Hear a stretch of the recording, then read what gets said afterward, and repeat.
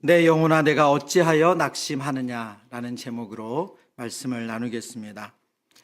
우리는 참 풍요로운 시대를 살고 있습니다.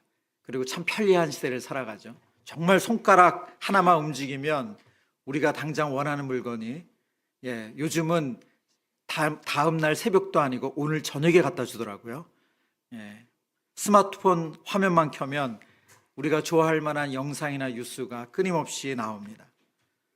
그리고 SNS를 통해서 수많은 사람들이 어떻게 지내는지 쉽게 교류하고 볼 수 있습니다. 근데 참 이상해요. 이렇게 많은 것이 우리 안에 채워지고 들어오는데 우리의 마음의 허함은, 우리의 마음의 메마름은 어쩔 수가 없습니다. 밤늦게 피곤한 몸을 뉘었지만 쉽게 잠들지 못하고 그냥 무엇을 알지 못하지만 스마트 화면을 펴놓고 계속 다른 영상을 보는 일들이 우리 안에 있습니다. 뭔가 재밌는 걸 찾는 것 같지만 사실은 우리 영혼이 보내는 구조신호 같습니다. 사람들 속에서 웃고 떠들다가도 집에 돌아오는 길에는 마음의 허전함이 있어요. 공허함이 있습니다. 꽉 찬 스케줄 속에서 문득문득 느껴지는, 지금 내가 잘 살고 있나? 내가 정말 바른 방향으로 가고 있나? 하는 의문을 갖곤 합니다.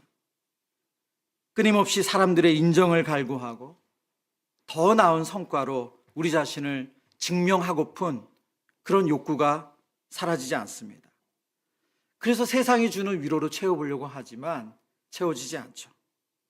꼭 바닷물을 끊임없이 먹어도 목이 마른 것처럼 우리의 영혼을 결코 시원하게 해주지 않습니다. 6월 한 달 동안 기도의 주제로 주께 더 가까이라는 주제를 정했습니다. 이것은 신앙생활을 오래한 우리가 하나님께 더 가까이 원합니다라고 하는 우아한 표어가 아닙니다. 오늘 말씀을 묵상하면서도 우리가 함께 묵상하겠지만 우리의 영적 생존의 문제입니다. 주님이 아니면 이 깊은 갈증을 해결할 길이 없습니다 라는 간절함입니다. 오늘 본문 42편 1절은 이렇게 고백합니다. 하나님이여 사슴이 시냇물을 찾기에 갈급함 같이 내 영혼이 주를 찾기에 갈급합니다. 우리는 종종 이 구절을 읽으면서 푸른 숲속 맑은 시냇물가에서 여유롭게 물을 마시는 그 사슴의 평화로운 모습을 생각할 때가 있습니다.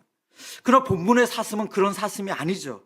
오랜 가뭄으로 바닥이 갈라진 마른 땅에서 물을 찾지 못하며 금방이라도 쓰러질 수밖에 없는 그런 상황입니다. 살기 위해서 물을 찾아 헤매는 가장 처절한 상황을 묘사한 시입니다. 여러분, 그런데 이 모습이 때때로 우리의 모습입니다. 전쟁터 같은 일터에서, 무너져가는 관계 속에서, 끝이 보이지 않는 현실의 압박 속에서 하루하루 숨을 헐떡거리며 살아가는 우리가 하나님 앞에 이 마음으로 하나님을 갈망하는 거 아닙니까? 그 두려움과 그 조급함과 그 불안을 해결하기 위해서 때로는 여행도 가보고 사람들과 만나서 웃고 떠들기도 하고 재밌는 것을 찾아보지만 전혀 해결되지 않아요. 하나님께 더 가까이 가고 싶습니다. 주님, 제 영혼이 지금 너무 목마릅니다. 이 부르짖음은 모든 것이 평화롭고 여유로울 때 나오는 고백이 아닙니다. 오늘 본문의 시인처럼 영혼이 메말라 비틀어질 것 같은 깊은 낙심, 불안 속에서 터져나오는 절박한 부르짖음입니다. 오늘 이 밤에 우리가 하나님 앞에서 어떻게 하나님을 갈망하고 그 갈망하는 우리에게 어떤 은혜를 주시는지를 말씀을 통해서 확인하기를 원합니다. 첫 번째, 낙심의 자리에서 주께 더 가까이 가는 길. 첫 번째는 낙심한 영혼에게 복음을 선포하는 것입니다. 오늘 본문 42편 1절, 하나님이여 사슴이 시냇물을 찾기에 갈급한 같이 내 영혼이 주를 찾기에 갈급하나이다. 이 고백은 단순히 하나님을 더 알고 싶다는 여유로운 소원이 아니라고 말씀드렸습니다. 하나님 없이는 살 수 없습니다 라는 절박한 부르짖음입니다. 시인은 목마른 사슴처럼 하나님을 찾고 있습니다. 그런데 여기서 우리가 한 가지 더 주목해야 할 것이 있습니다. 시인이 갈망하는 하나님은 어떤 하나님이신가? 2절을 볼까요? 우리 2절 같이 읽겠습니다. 시작. 내 영혼이 하나님 곧 살아계시는 하나님을 갈망하나이다. 시인은 살아계신 하나님을 갈망한대요. 말 못하는 우상이 아니에요. 내 고통을 모르는 거짓 신이 아닙니다. 생명의 근원이시고 지금도 자기 백성을 붙드시는 참 하나님이십니다. 우리의 영혼이 낙심할 때 가장 먼저 흔들리는 것은 무엇입니까? 하나님이 살아계시다는 확신이에요. 물론 머리로는 압니다. 하나님 살아계시다. 하나님 나를 사랑하신다. 하나님 나를 붙드신다. 머리로는 알아요. 그런데 우리의 상황이 공고해지고 우리의 낙심이 깊어지면 정말 하나님 살아계신가? 내 기도 지금 듣고 계신가? 그런 의문이 드는 거죠. 시인이 바로 그 자리에 있습니다. 그는 하나님을 모르는 사람이 아닙니다. 예배를 모르는 사람도 아니고 예배의 기쁨과 섬김의 기쁨을 너무나도 잘 아는 신자예요. 4절을 보면 그는 과거를 기억합니다. 전에는 많은 사람들과 함께 성전에 올라갔어요. 기쁨과 감사의 소리를 내며 하나님께 예배했습니다. 그때는 찬송이 자연스럽게 나왔어요. 공동체와 함께하는 예배의 감격이 있었습니다. 그런데 지금은 다릅니다. 오늘 성경을 묵상해 보면 그는 지금 성전에서 멀리 떨어져 있어요. 예배의 자리에서 끊어진 것 같은 고통을 겪고 있습니다. 그의 양식이 눈물이래요. 3절을 볼까요? 사람들이 종일 내게 하는 말이 내 하나님이 어디 있느냐 하오니 내 눈물이 주야로 내 음식이 되었도다. 여러분 얼마나 아픈 말입니까? 사람들이 묻는다는 거예요. 내 하나님이 어디 있느냐? 너 그렇게 예수 잘 믿더니, 너 그렇게 예배 열심히 드리더니, 너 그렇게 하나님 섬긴다고 요란하게 봉사하더니 너가 믿는 하나님 어디 있는 거야 도대체? 네가 이렇게 힘든데, 너가 이렇게 어려운데 내가 믿는 하나님 어디 있는 거야? 오늘 우리도 이런 소리를 들을 때가 있습니다. 꼭 누군가 입으로 말하지 않아도 상황이 우리에게 그렇게 말할 때가 있습니다. 오래 기도했는데 변화가 보이지 않을 때, 정직하게 일하고 더 순수하게 사람을 대하려고 했는데 돌아오는 것은 거기에 맞는 결과가 아니라 배신일 때, 정말 가정을 지키려고 눈물로 애썼는데 자녀가 더 어려운 형편에 처하고 배우자의 관계가 힘들어질 때, 몸과 마음은 지쳐 있는데 앞날이 보이지 않을 때 상황이 우리에게 묻습니다. 내 하나님이 어디 있느냐? 그때 낙심한 영혼은 우리 안에서 말을 걸어옵니다. 그래, 너 안 될 거야. 기도해도 소용없어. 하나님은 너를 잊으신 것 같아. 이것이 영적 침체의 모습이죠. 영적 침체는 믿음 없는 사람에게만 찾아오는 것이 아닙니다. 신앙이 연약한 사람에게만 오는 것도 아닙니다. 하나님을 사랑하는 사람에게도 낙심은 찾아옵니다. 예배를 사모하는 사람에게도 영혼의 밤은 찾아옵니다. 여러분, 그렇기 때문에 여러분 중에 혹 주님 앞에 나아가고 은혜를 사모하고 열심히 봉사하고 하나님 뜻에 순종하는데 이렇게 낙심하는 마음이 드는 것, 그런 일이 찾아올 때 자신을 정죄하지 않으시길 바랍니다. 내가 믿음이 없어서 그래. 내가 신앙생활을 잘못해서 그래. 왜 나는 이 정도밖에 안 될까? 나는 왜 이렇게 또 시험에 들까? 왜 이렇게 마음에 낙심될까? 이렇게만 생각하지 않으시길 바랍니다.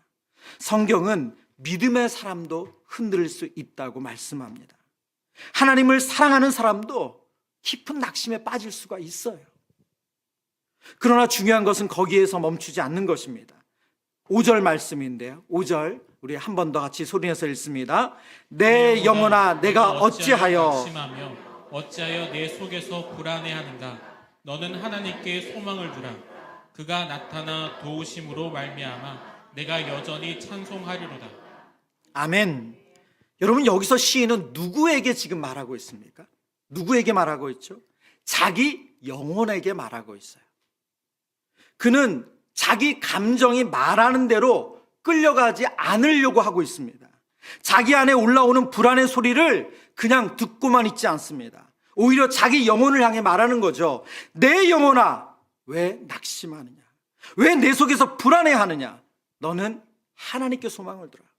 사랑하는 성도 여러분, 이것이 오늘 우리가 붙들어야 될 아주 중요한 메시지입니다. 성도는 자기 영혼의 말을 듣기도 하지만 듣기만 하는 사람은 아니에요. 성도는 자기 영혼에게 하나님의 말씀을 들려주는 사람입니다. 우리는 하루에도 얼마나 수많은 소리를 듣습니까?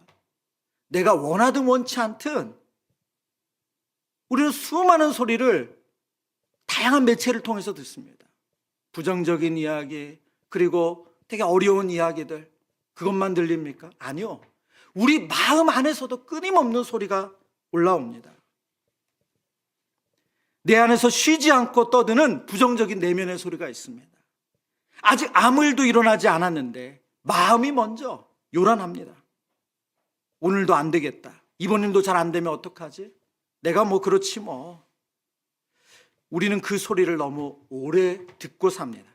듣다 보면 익숙해지면 그냥 그대로 될 것 같아요. 내 안에 들려왔다는 이유만으로 그것이 진실이라고 착각할 때가 있습니다. 오늘 성경이 우리에게 무슨 말씀을 주시는 거예요? 여러분, 우리 안의 감정, 물론 우리가 귀 기울여야 되고 잘 그것을 다스려야 됩니다. 그러나 여러분, 그 감정에서 나오는 모든 소리가 사실은 아니에요. 그리고 진리가 아닙니다. 마음은 수시로 우리 스스로를 속입니다. 낙심한 마음은 하나님을 작게 만들고 문제를 크게 만듭니다. 불안한 마음은 아직 일어나지 않은 것을 기정사실처럼 받아들이게 해요. 상처 입은 마음은 하나님의 사랑보다 사람의 말 한마디를 더 크게 느끼게 합니다. 그렇기 때문에 우리의 영혼을 그냥 내버려 두면 안 됩니다. 낙심한 마음이 말하는 대로 끌려가면 안 됩니다. 흔들리는 내 영혼을 말씀 앞에 세워야 합니다. 두려움에 웅크린 내 영혼을 하나님 앞에 내어놓고 살아계신 하나님의 진리를 똑똑히 들려주어야 합니다. 내 영혼아, 사람의 평가에 내 믿음을 묶어두지 마라. 내 영혼아, 오늘 내 형편에 내 소망을 빼앗기지 마라. 내 영혼아, 내 불안이 하나님보다 크다고 믿지 마라. 내 영혼아, 너는 살아계신 하나님께 소망을 두라. 여러분, 이것은 자기 암시가 아니에요. 긍정적인 말을 반복해서 우리의 기쁨을 바꾸는 이야기가 아닙니다. 이것은 복음의 선언입니다. 내 상황보다 크신 하나님, 내 감정보다 신실하신 하나님, 내 실패보다 깊은 은혜를 베푸시는 하나님께 내 영혼을 다시 세우는 일입니다. 오늘 시편 42편은 우리의 영혼에게 말하래요. 하나님의 말씀을 들려주래요. 오늘 이 밤에 여러분의 영혼에게 하나님의 말씀을 여러분이 들려주시는 그런 은혜가 있기를 축원합니다. 여러분, 시편 42편은 고라 자손의 시라고 표제가 나와 있어요. 고라 자손의 역사를 보면 이 고백은 더욱 의미가 있습니다. 고라는 하나님 앞에서 반역하다가 심판을 받은 사람들입니다. 그러나 하나님은 그 가문을 완전히 끊어버리지 않으셨어요. 고라의 자손들을 살려주셨고 훗날 성전에서 찬양하고 섬길 수 있는 기회를 주셨습니다. 그들의 존재 자체가 은혜의 증거예요. 그들은 파멸에서 건진받은 자들이었습니다. 그러므로 고라 자손의 시에는 이런 은혜의 기억이 담겨 있습니다. 우리는 심판받아 마땅한 자들이었습니다. 그런데 하나님이 살려주셨습니다. 그러므로 지금 눈물의 양식이 되어도, 지금 성전에서 멀리 떨어진 것 같아도, 지금 원수들이 날 끊임없이 조롱해도 하나님의 은혜는 아직 끝나지 않았습니다. 여러분, 이것이 우리의 고백되길 바랍니다. 우리도 은혜로 살아난 사람들인 줄 믿습니다. 죄와 사망 가운데 있던 우리를 하나님께서 그리스도 안에서 살려주셨습니다. 예수님의 십자가로 우리를 용서하시고 하나님의 자녀 삼아주셨습니다. 그러므로 낙심의 자리에 있어도 우리는 버림받은 사람이 아닙니다. 지금 헤아릴 수 없는 눈물이 있어도 하나님의 은혜 밖에 있는 사람들이 아닙니다. 지금 기도가 막힌 것 같아도 하나님 여전히 살아계셔서 우리의 신음에 귀를 기울이신 줄 믿습니다. 오늘 밤 우리의 영혼에게 여러분 말씀하시길 바랍니다. 내 영혼아 어찌하여 낭망하느냐. 너는 하나님께 소망을 두라. 낙심의 자리에서 주께 더 가까이 가는 두 번째 영적인 원리는 하나님의 사랑을 기억하며 찬송하는 것입니다. 오늘 본문 6절의 말씀인데요. 6절의 말씀 같이 읽어보죠. 내 하나님이여 내 영혼이 내 속에서 낙심이 되므로 내가 요단 땅과 헤르몬과 미샬산에서 주를 기억하나이다. 여러분 본문의 흐름을 보면 그렇게 자신의 영혼을 향해서 하나님께 소망을 두라고 외쳤던 이 시인이 여전히 낙심하고 있어요. 5절에서 자기 영혼에게 하나님께 소망을 두라고 말했지만 고통이 한순간에 사라지는 것은 아닙니다. 믿음의 말을 했다고 해서 상황이 바로 좋아지는 것 아닙니다. 이것이 오늘 본문이 보여주는 정직한 시인의 마음이에요. 우리는 때때로 정말 어떤 특정한 집회를 통해서 그리고 특별한 기도의 시간을 통해서 우리의 모든 문제가 또 우리의 마음이 해결되길 바랍니다. 물론 하나님께서 그렇게 역사하실 때도 있습니다. 언제 그랬느냐 싶게 우리의 불안과 두려움이 한 번의 예배로 그리고 특별한 은혜로 사라지는 때가 있습니다. 그러나 많은 경우 믿음의 길은 그렇게 단순하지 않습니다. 말씀을 붙들고도 또 흔들려요. 기도하고도 또 낙심하는 마음이 찾아옵니다. 하나님께 소망을 두겠다고 고백하고도 마음 한구석은 여전히 불안이 사라지지 않습니다. 시인도 그렇습니다. 그는 다시 이렇게 말합니다. 내 영혼이 내 속에서 낙심이 됩니다. 그런데 낙심 가운데 그가 선택한 일이 있어요. 오늘 우리가 읽었던 6절 말씀에 보면 내가 주를 기억하나이다. 내가 주를 기억하나이다. 이것이 중요합니다. 낙심이 사라져서 하나님을 기억하는 것이 아니에요. 낙심한 채로 하나님을 기억하는 것입니다. 마음이 밝아져서 하나님께로 나아가는 것이 아니라 마음이 무너진 그 자리에서 하나님을 기억하는 것입니다. 오늘 본문에 보면 그가 있는 땅이 어디입니까? 요단 땅과 헤르몬과 미살산이에요. 다 예루살렘 성전에서 멀어진 그 장소들을 말합니다. 예배의 중심에서 멀어져 있는 거예요. 익숙한 공동체, 그 은혜와 감격이 있는 그 자리에서 지금 동떨어져 있어요. 그런데 시인은 바로 그곳에서 하나님을 기억합니다. 물론 공동체와 함께 드리는 예배, 특정한 장소에서 은혜의 시간 주는 특별한 은혜가 있습니다. 그러나 신앙은 장소의 문제가 아닙니다. 병실에서도 하나님을 기억할 수 있고 외로운 방에서도 하나님을 기억할 수 있고 직장의 차가운 자리에서도 하나님을 기억할 수 있습니다. 아무도 내 마음을 몰라주는 밤에도 하나님을 기억할 수 있습니다. 저는 제가 가장 막막했던 그 시절 중에 하나가 군대에 있을 때였어요. 군대에 있을 때 특별히 계급이 낮을 때 이 2등병에서 1병이 간 넘어간 그 즈음에 저는 그때 제가 섬기던 부대에서 제가 하고 있는 제 주특기가 따로 있고 전 포병이었거든요. 그래서 이제 그 주특기가 따로 있고 이제 신학교 다닌다고 군종병을 이 작은 부대 군종병을 시켰어요. 그러면 밤마다 이제 근무 서는 사람들에게 초소 방문이라고 해서 커피와 뭐 코코아 이런 걸 타가지고 초소를 방문해서 줍니다. 그런데 그게 다 좋아하실 거라고 생각하잖아요. 추운 데 가서 주면 얼마나 좋겠어요. 근데 고참들이 그것을 그렇게 좋게만 보지 않으셨어요. 너는 뭔데 너는 뭔데 이 근무 안 하고 이렇게 차 타가지고 돌아다니고 하냐고. 가가지고 나는 이렇게 하여튼 뭐 커피 드세요 이렇게 좋은 거 하러 갔는데 가서 괜히 구박받고 그리고 나갈 때마다 또 시비를 거는 일들이 있고 또 갔다 오고 나면 또 저와 전혀 다른 종교의 저희 그 위에 선임이 조용히 머리를 박고 있으라고 하고 근데 안 할 수는 없고 근데 아직도 기억이 나요. 그 차가운 공기를 가르면서 그 황금색 그 주전자에 커피를 타가지고 계단을 올라가면서 그 막막했던 그 시간, 이거 내가 뭐 하고 있는 거지? 근데 이거 누가 알아주나?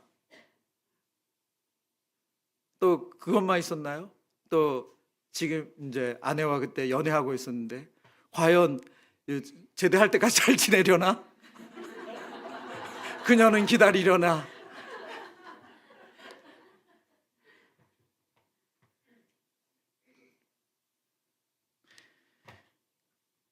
예, 갑자기 길을 잃어버렸어요.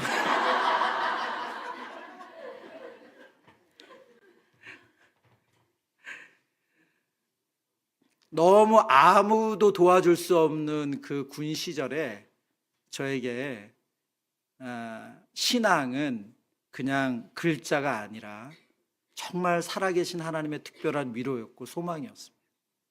예. 저는 그 시절에 했던 기도가 거의 응답이 됐거든요.